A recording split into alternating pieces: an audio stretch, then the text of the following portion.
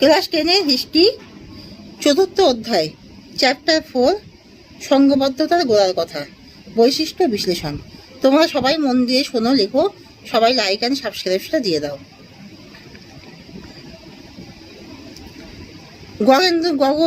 গগনেন্দ্রনাথ ঠাকুর কোন শিল্পকর্মের জন্য বিখ্যাত? ব্যঙ্গচিত্র।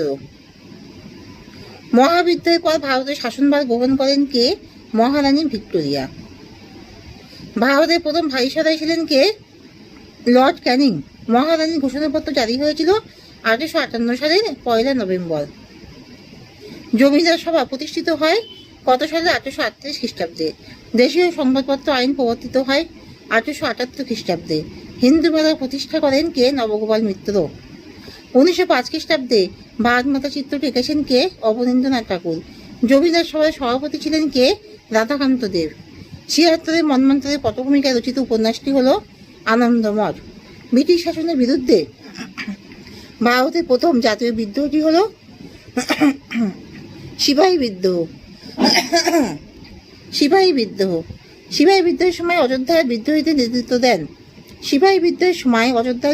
নেতৃত্ব দেন বেগম হযরত মহল। 1857 খ্রিস্টাব্দে কাকে হিন্দুস্তানের সম্রাট বলে ঘোষণা করা হয়? 1857 খ্রিস্টাব্দে মোগল সম্রাট দ্বিতীয় বাহাদুর শাহকে হিন্দুস্তানের সম্রাট বলে ঘোষণা করা হয়। সাধারণ জ্ঞানপঞ্জিকা সভার মুখপত্র কি ছিল?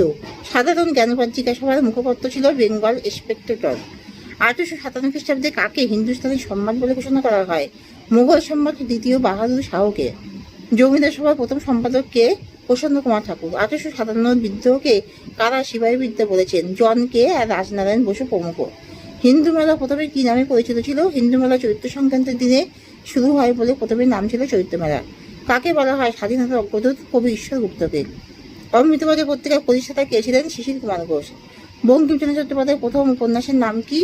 প্রথম উপন্যাস হল দুর্গেশ নন্দিনী। ভারতে কবে কোম্পানি শাসনে অবসান ঘটে? 1858 সালের 2রা আগস্ট। কানপুরের সিপাহী বিদ্রোহে কে নেতৃত্ব দেন? কানপুরের সিপাহী বিদ্রোহে নানা সাহেব নেতৃত্ব দেন। কোন আইনের বলে কোম্পানি শাসনের অবসান ঘটে? 1858 খ্রিস্টাব্দে ব্রিটিশ পার্লামেন্টের ভারত শাসন আইনের দ্বারা। 19বিংশ শতাব্দীকে কে সভা সমিতি যুগ বলেছেন? ঐতিহাসিক অনিল শীল। ইলবার্ট বিল কে রচনা করেন? লর্ড রিপনের আইন সচিব ইলবার্ট। বন্দে মাতরম সঙ্গীতটি কোন উপন্যাস থেকে নেওয়া হয়েছিল? বঙ্কিমচন্দ্রের আনন্দমঠ উপন্যাস থেকে। কোম্পানি শাসনের অবসান কবে হয়েছিল? 1858 খ্রিস্টাব্দে। কার উদ্যোগে একাডেমিক অ্যাসোসিয়েশন গঠিত হয়েছিল? ভিভিয়ান ডিরোজের উদ্যোগে।